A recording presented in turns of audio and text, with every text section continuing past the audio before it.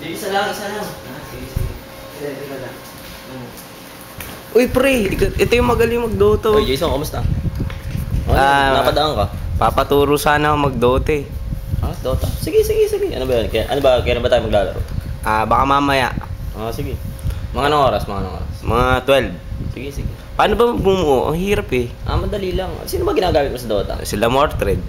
Wala kwenta yun. Sinisipa lang sa Dota yun. Sila Bane. Anong Bane? Yung Bayman? Tambay pa. Mukha ba yan?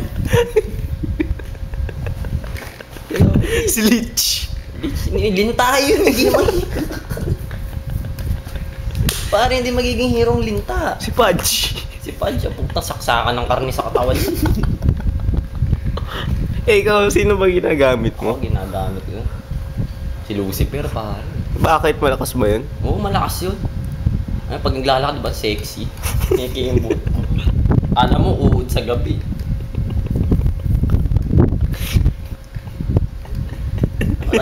May tatanong ako. Sige. Ano ba yung tag nito?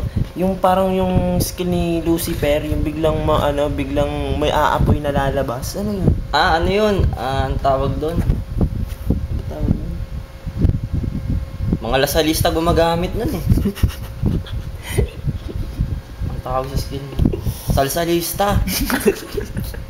Ang bubuoy mo doon, Hand of Midas.